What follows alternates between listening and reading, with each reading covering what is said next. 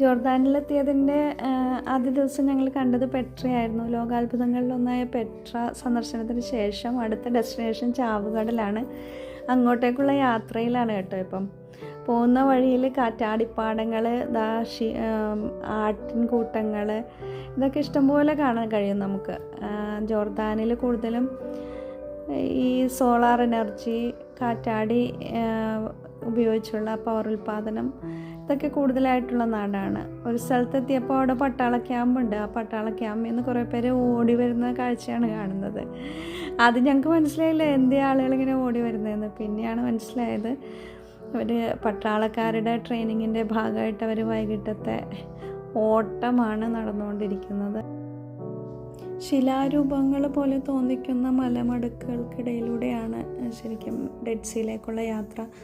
Dead see ഭൂമിയിലെ ഏറ്റവും താഴ്ന്ന പ്രദേശത്ത് സ്ഥിതി ചെയ്യുന്ന സമുദ്രമാണ്.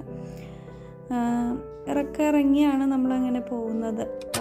ഒടുവിൽ ഡെഡ് സീയുടെ ആ പ്രദേശത്ത് ചെല്ലുമ്പം വളരെ നോർമലായിട്ടുള്ളൊരു സീ ആയിട്ടാണ് നമുക്ക് ഡെഡ് സീ തോന്നുന്നത്. മനോഹരമായിട്ടുള്ളൊരു സീ ആണ്. ആ കടലിൻ്റെ അപ്പുറം കാണുന്നത് പലസ്തീനും ഇസ്രയേലുമാണ്, ഇപ്പുറം സൈഡ് ജോർദാനാണ്.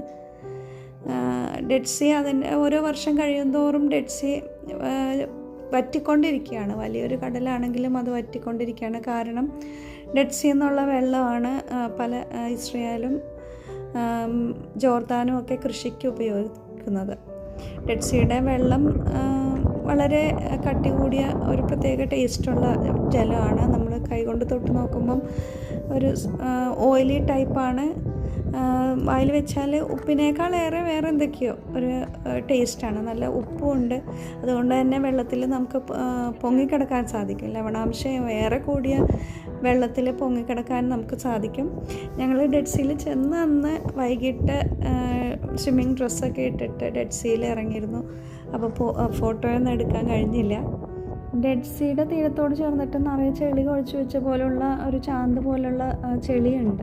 ആ ചെളി ആളുകൾ ശരീരത്തിൽ നിറയെ വാരി തേക്കുന്നുണ്ട്. എന്താണെന്ന് വെച്ചാൽ ത്വക്ക് രോഗങ്ങൾക്ക് അത് വളരെ നല്ലതാണെന്ന് പറയുന്നു. കൂടാതെ ഈ ജലത്തിൽ നിന്ന് ഒരുപാട് സൗന്ദര്യവർദ്ധക വസ്തുക്കളും ഉൽപ്പാദിപ്പിക്കുന്നുണ്ട്. ഏതായാലും ചെറുപ്പം മുതലേ കേട്ടൊരു കൗതുകമായിരുന്നു എനിക്ക് ഡെഡ് സീ. വെള്ളത്തിൽ പൊങ്ങിക്കിടക്കുന്നതും ഒക്കെ എക്സ്പീരിയൻസ് ചെയ്യാൻ പറ്റിയെന്നത് വളരെ സന്തോഷമുള്ളൊരു കാര്യമാണ്. ഡെഡ് സീന്ന് ശേഖരിച്ച കുറച്ച് കല്ലുകളാണിത്. ഞാൻ അതിൻ്റെ അടുത്ത വിശേഷങ്ങളുമായി വീണ്ടും കാണാം. Thank you so much.